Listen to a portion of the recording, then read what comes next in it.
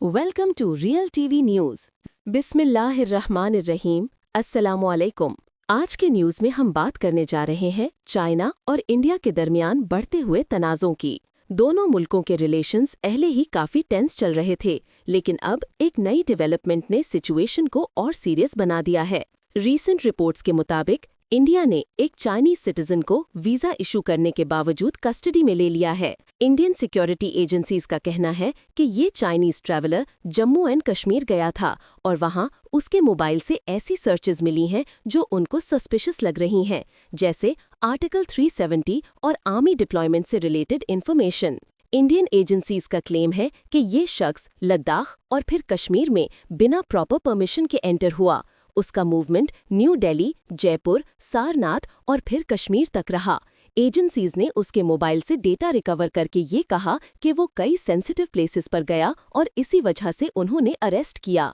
इस चाइनीज शख्स ने ओपन मार्केट से इंडियन सिम ली थी और अलेजिडली एक अनरजिस्टर्ड गेस्ट हाउस में स्टे भी किया था। एजेंसीज ने उन तमाम लोगों से भी इंक्वायरी स्टार्ट कर दी है जिनके यहाँ वो रुका या मिला था।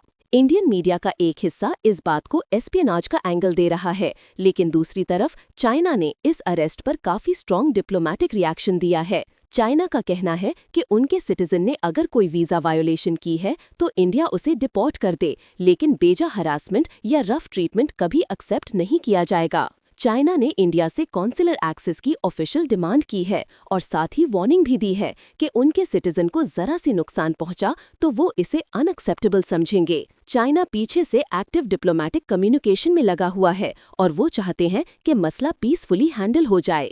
इंडिया के अंदर भी इस केस पर दो अक़वाल चल रही हैं। कुछ लोग कहते हैं कि इन्वेस्टिगेशन होनी चाहिए, जबकि कुछ के मुताबिक वीजा वायोलेशन पर नॉर्मली डिपोर्टेशन ही होता है। अगर ग्लोबल कॉन्टेक्स्ट देखा जाए तो चाइनीज सिटीजन्स दुनिया भर के मुल्कों में ट्रैवल करते हैं। US, Brazil, New Zealand, Fiji, Hong Kong, you name it. India ने खुद उसे वीजा इशू किया था, तो फिर उसकी मूवमेंट पे इतनी सस्पिशन की वजह क्या है? ये भी याद रखें कि इंडिया और चाइना के दरमियान recent tensions, specially Arunachal Pradesh का मसला, ऑलरेडी हवा में मौजूद हैं। इसी बैकग्राउंड में ये अरेस्ट सिचुएशन को और हीटेड बना रही है। चाइना कहता है कि अगर उनके सिटीजन को कोई अनफेयर ट्रीटमेंट हुआ तो वो स्ट्रांगली रिस्पॉन्ड करेगा।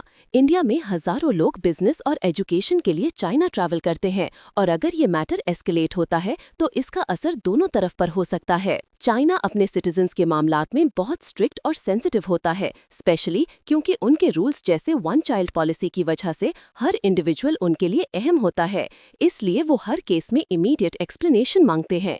अब देखना ये है कि इंडिया इस सिचुएशन को कैसे रिजॉल्व करता है। क्या वो चाइनीज सिटीजन को डिपोर्ट करेगा या फिर केस को ज्यादा लंबा खींचकर पॉलिटिकल प्रेशर बिल्ड करेगा? जो भी हो, इस वक्त दोनों मुल्कों के दरमियान